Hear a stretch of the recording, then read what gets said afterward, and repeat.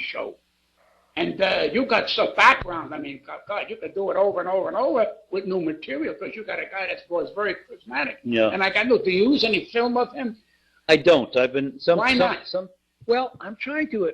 You know, it's Just sort of maybe that they would know who you're talking about. Well, you see, I'm more interested in what he says and what he does.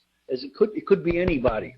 I mean, he has the name LaGuardia. It can't be anybody. But my point is, I'm interested in the message. I'm interested in getting a love, because there are many revelations in the piece where you just you sit there and you go, huh? Wow, I didn't know he did. Wow, it's one after that, and a lot of comedy in it too. But But the use of the footage, people have suggested that too. It's easier to use footage. You put it up, it's sort of like a relief for the audience. I'm trying to achieve it in the hardest possible way. I want to make the task to me. That's why I do a one-man show. I used to do 2 hours. Just me talking for 2 hours. That's difficult, to say the least. Now I've got it down to an hour and a half.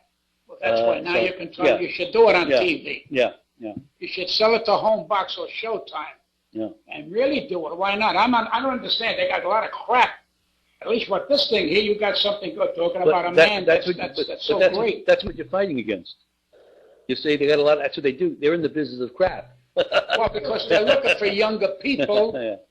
I think the audience now is like maybe from 18 to 35, and that's so unfair to say that old people have no more rights to see some great things. Yeah. Why don't they shut down the museums and take out all these great artists?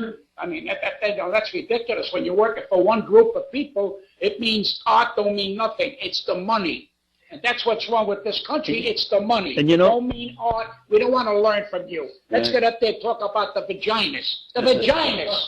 That's what we got to talk about. And Pat, it's interesting because there was a time when the Sopranos were just in the beginning, and of course every Italian group, even though every Italian watches it, is against the Sopranos, But so because I'm connected with a lot of Sons of Italy, NIAF, every Italian organization you could imagine. I'm somewhere in the mix, and so we always try to uplift our image.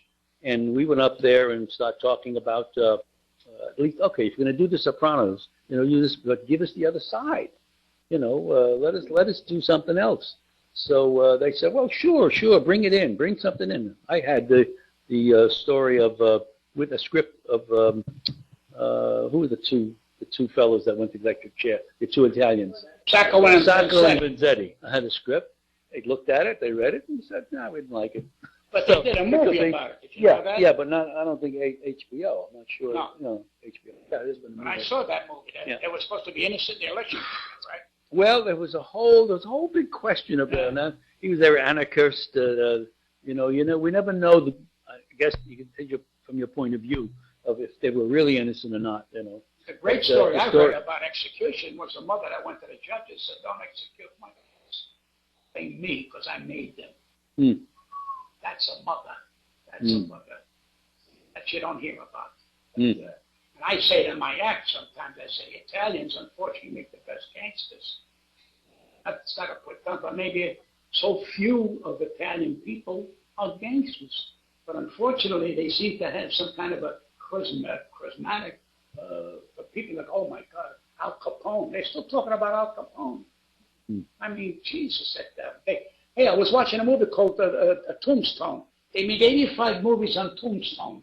The shootout at OK Corral. How many fucking times can they go in that corral and keep shooting? Here's a guy's got something brand new, The Life of LaGuardia. No, let's go back to Tombstone. They got a gay version now called The Rock. You know what I'm saying? They got a gay version, I'm telling you, of Rocky called Ricky.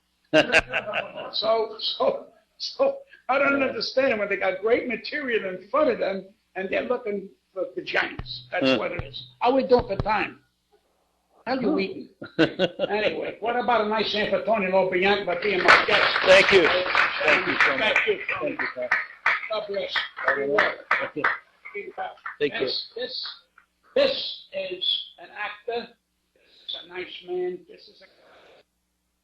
I could sit talking about one person for all the years that he's done it. I don't know. I just don't know. But then again, I'm on my way out, so I just feel bad about those who are on their way in.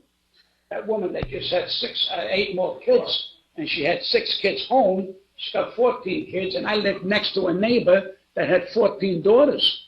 The Orsi family, 49 second place in Brooklyn, 14 daughters.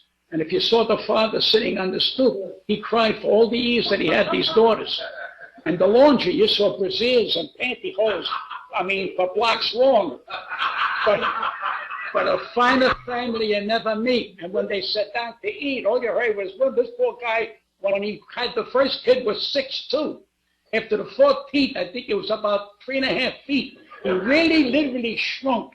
The Orsi family, I'll never forget it. In fact, believe it or not, I had a whole column on this family. And we lived right next door to them, 49 second place, right off Clinton Street. And when they went shopping, there were bags. So we thought that was for weeks. That was for the one night. These people ate. It was like a row of people sitting down at the holidays. Then when they got married and their grandkids were girls, the father went nuts. But you know something? That was a phenomenon. I never said that before. I don't even know what the fuck it means, but it sounded good. Anyway, this is the last show of this particular epic. I don't know who's going to do it next. I told them they should do it in Braille because nobody knows that thing's been on a year. I got 2 fan letters, one from China and one from Sweden. That's my oath to God. And they asked me for a picture, and I sent it. Cost me $11 for each envelope, $22 to send my fucking picture to China and to Sweden. Then I got an invitation to go to the Porno Festival in Sweden because it's the year of the pony. So this is what I've been getting from this show. But personally, I've been getting a lot of fun. It proved that I can do something like this. It proved that I'm never stuck for words, whether I make sense or not. That's not the point. The point is that you got the balls to stand there and talk and just keep talking. And look, you have some good guests, and it's just funny. And I love the guys that turn me down. Them I remember. They better pray to God I don't get a series. Because to turn me down, particularly those shows that I did for them, and they turned me down, that's unacceptable. That's unacceptable. And I told them so. I said, that's okay. The wheel turns. I said, if you see a guy with a fedora and talks at an angle, run. Because I believe when you give, you take, you take, you give. If I'm your gift, I get up at 5